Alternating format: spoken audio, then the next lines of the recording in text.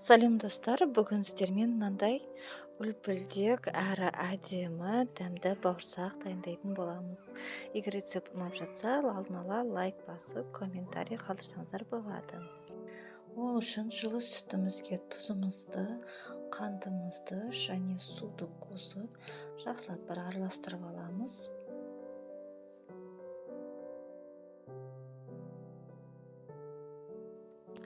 Сұйық май, майонез, дрожжымызды барлығын қосып, жақсылап әбден араластырамыз. Сіздерде видеоның төменгі жағында қажет заттардың барлығының граммдары көрсетілген. Дәл сол граммдармен жазсаңыздар, артық құн, артық ештеңені де қажет етпейді.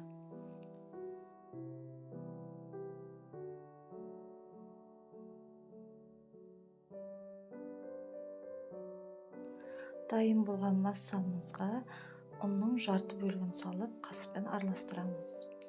Одан кейін қалған барлық бөлігін құйып, тағы да қасықпен араластырамыз. Уже бізге ыңғайсыз әрі ауырлық болған кезде қолмен илеуге көшеміз. Қамырымыз өте қатты болмау қажет, жұмсақ орташа болады.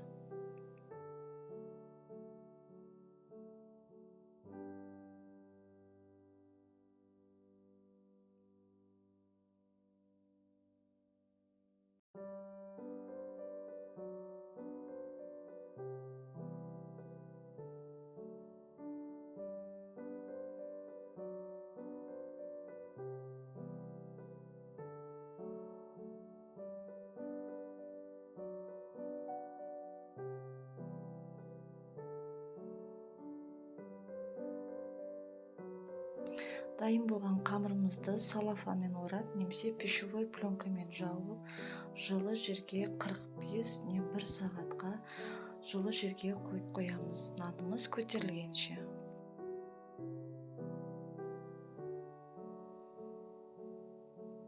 Көтерілген нанымызды үстелімізге ұнды сеуіп, 2 бөлікке немесе өз қалауларыңыз бойынша оқтауларыңыздың көлеміне қарай сол қалпында қамырымызды жаямыз. Қамырымыздың қалыңдығы орташа қалыңдықта болу қажет. Нанымызды жайып болғаннан кейін бауырсақтың формасын өз қалауларыңыз бойынша жасасаңыздар болады. 4 етіп кесуге де болады, немесе домалақ формамен кесуге болады.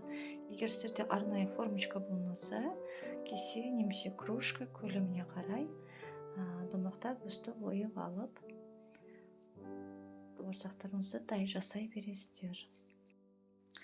Осылай кесіліп алынған бауырсақтарды орамалдың үстіне тізіп 5-10 минутқа кухонный тряпкамен жауып қоямыз.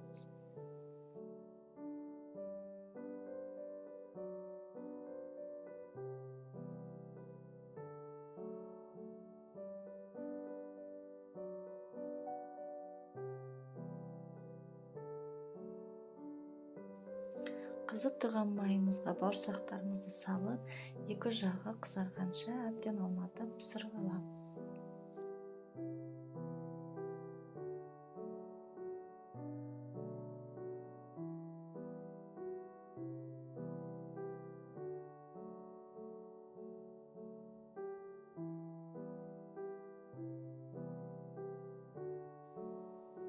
Пісіріп алған бауырсақтарыңызды газеттің үстіне немесе қағаздың үстіне қойып, майын сіңдіріп алуға болады.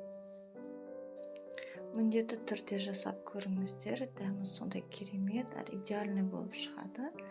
Және де егер рецепт ұнап жатса, каналға тіркеліп лайк басуды ұмытпаймыз.